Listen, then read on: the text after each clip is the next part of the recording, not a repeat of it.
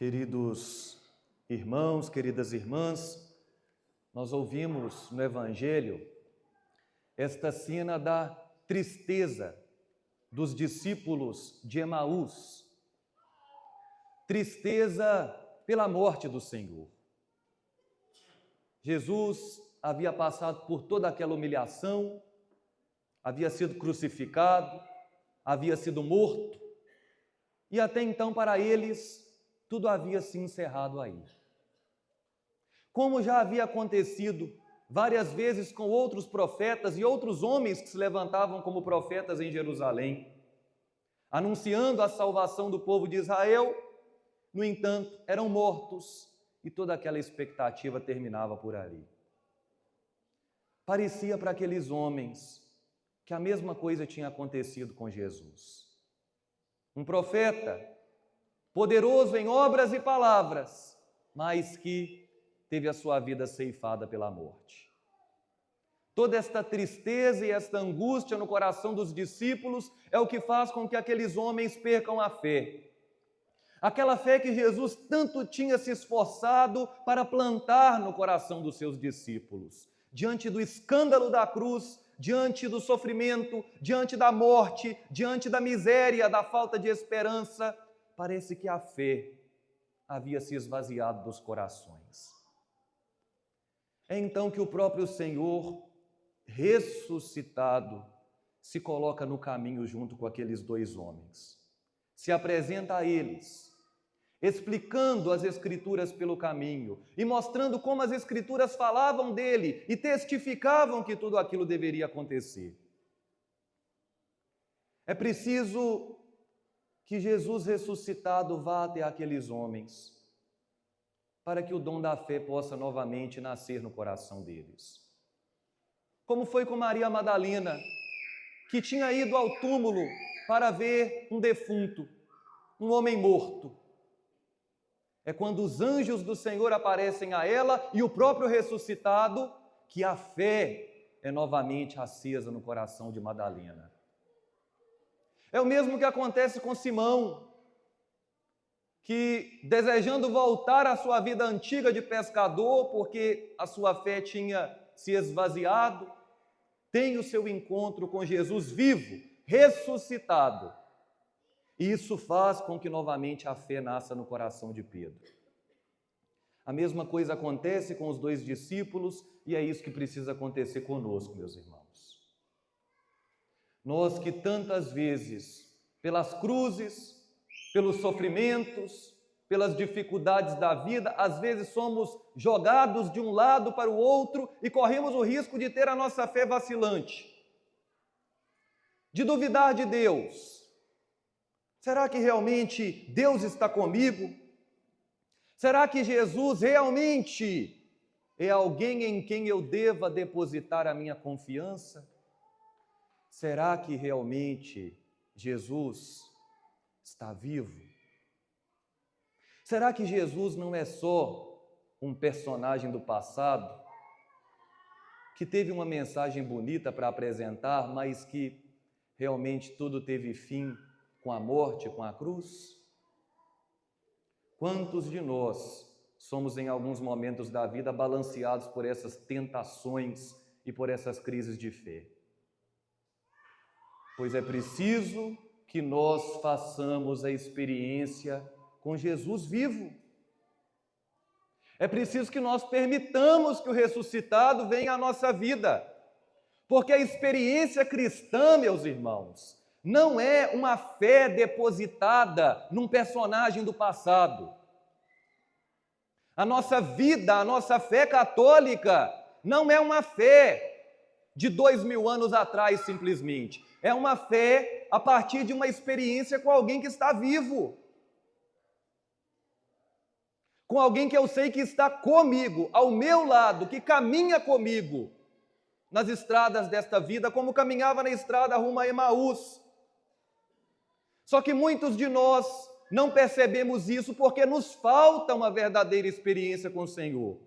Porque nós ainda não permitimos que o ressuscitado venha também falar ao nosso coração. Por isso que para muita gente parece que Jesus é só um personagem da história. Alguém que tem uma palavra morta que está codificada em um livro. Mas a palavra de Jesus não é um livro. A palavra de Jesus é uma palavra viva.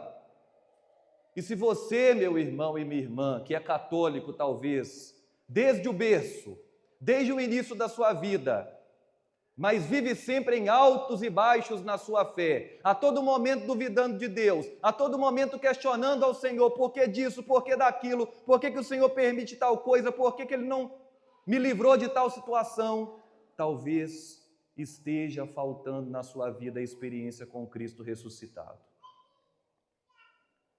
De perceber que Ele está com você, não obstante qualquer coisa que você passe na vida.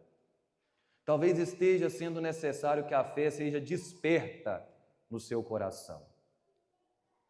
E como é que nós poderemos, enquanto cristãos, fazer a experiência com Jesus ressuscitado?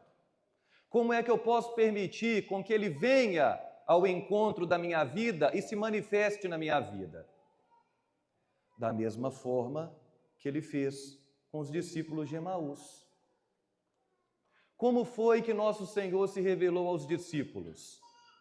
Quando o Senhor lhes explicava as Escrituras e no momento da fração do pão. Esses dois momentos são muito importantes. O primeiro deles, o ressuscitado quer falar com você por meio da sua palavra, por meio das Escrituras, que não é uma palavra morta, é uma palavra viva, viva e eficaz, cortante e penetrante como espada de dois gumes. Nós precisamos encontrar o Cristo que se manifesta na palavra. Nós precisamos conhecer quem é Jesus mediante as Escrituras. Porque como é que eu vou fazer a experiência com alguém que eu não conheço? Como é que alguém de quem eu nem tenho notícia de verdade, alguém que para mim é um desconhecido, como é que eu vou fazer a experiência com alguém assim? Muita gente acha que conhece quem é Jesus. Muita gente supõe que já sabe quem é Jesus e por isso não precisa conhecer as Escrituras. Mas talvez seja exatamente isso que falta na sua vida para que realmente o ressuscitado se manifeste. Na sua vida, na sua casa, na sua família. Conhecer quem é Jesus. Eu tenho certeza que se eu perguntar aqui para todo mundo, né, você que é católico, se você realmente ama Jesus, se você realmente acredita nele, todo mundo vai levantar a mão e vai falar, claro que eu amo. Claro que eu amo. O que eu sou sem Jesus, né? Nada, nada, nada.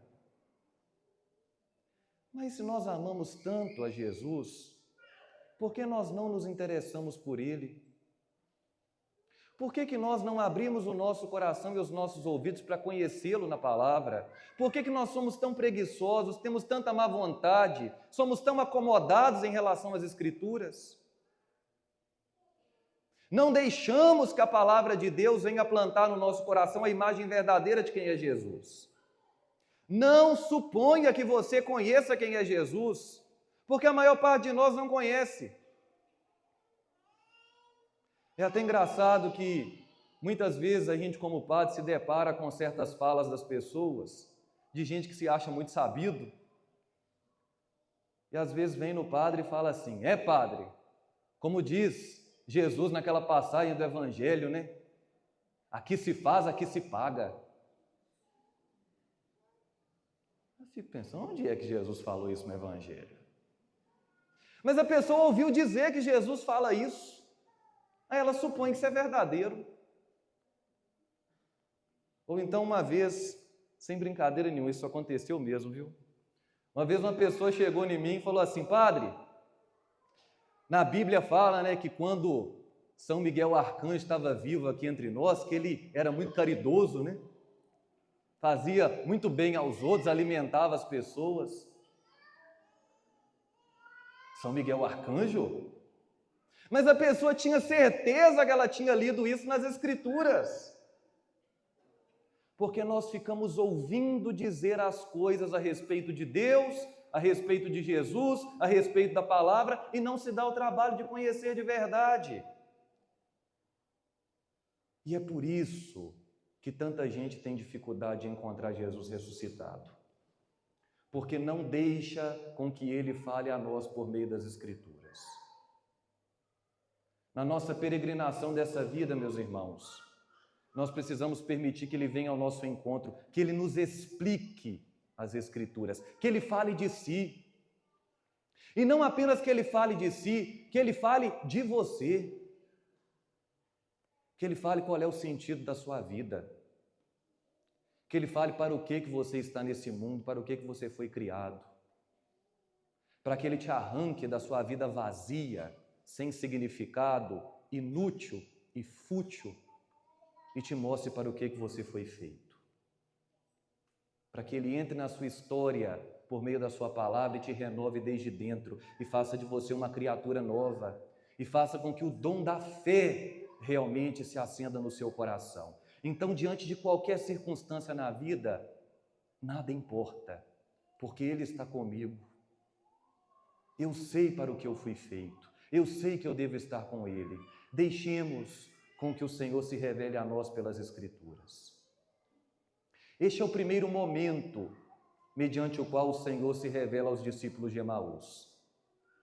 Mas é sobretudo num segundo momento que Jesus vai fazer com que as escamas dos olhos caiam daqueles homens.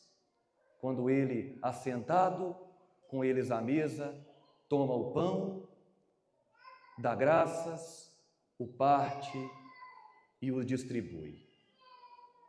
Jesus, naquele momento com os discípulos, não estava simplesmente querendo alimentar a barriga daqueles homens, não. Aquilo muito claramente é um sinal do dom da Eucaristia.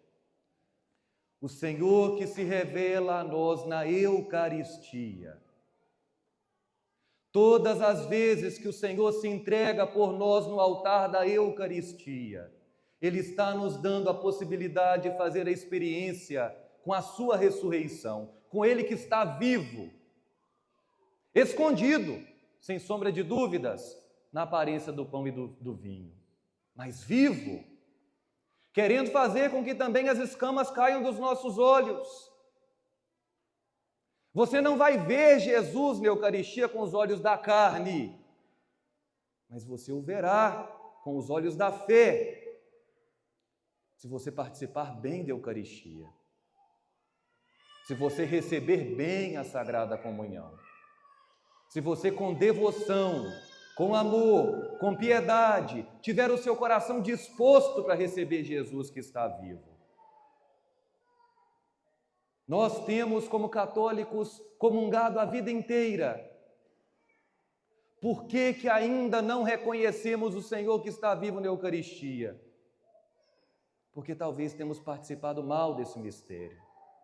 Talvez não temos acreditado de verdade. Talvez não temos comungado de verdade.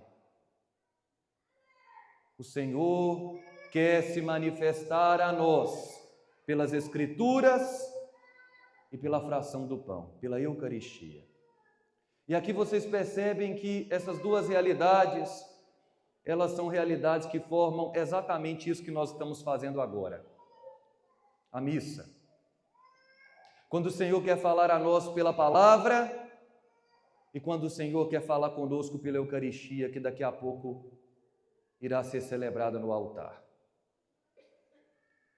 Portanto, a experiência com Jesus é também sempre uma experiência eclesial. É uma experiência que eu faço com a igreja, na igreja, como igreja. O que talvez também seja um passo que esteja faltando na vida de nós é o nosso comprometimento com a igreja. Porque a igreja é o local da experiência com o Senhor. É muito triste ver católicos descomprometidos com a sua fé, que não tem vida comunitária, que não tem vida eclesial de verdade. Você vai perguntar para a pessoa se ela é católica, ela fala, sou católica.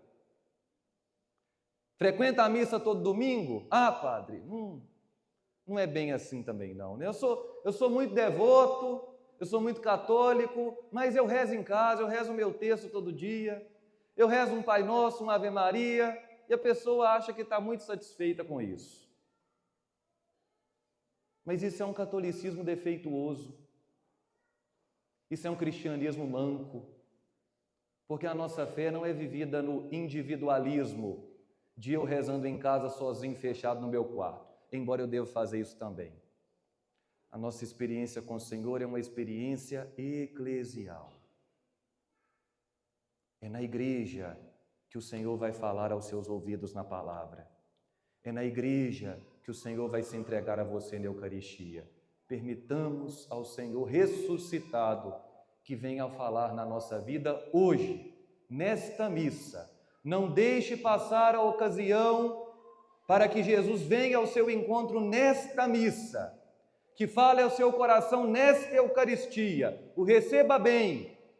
Então o Senhor dará sentido à nossa vida inteira e fará o nosso coração arder. Não ardia o nosso coração quando Ele nos falava nas Escrituras e se entregava por nós no altar, que o nosso coração possa arder de fé e de amor pelo Senhor ressuscitado.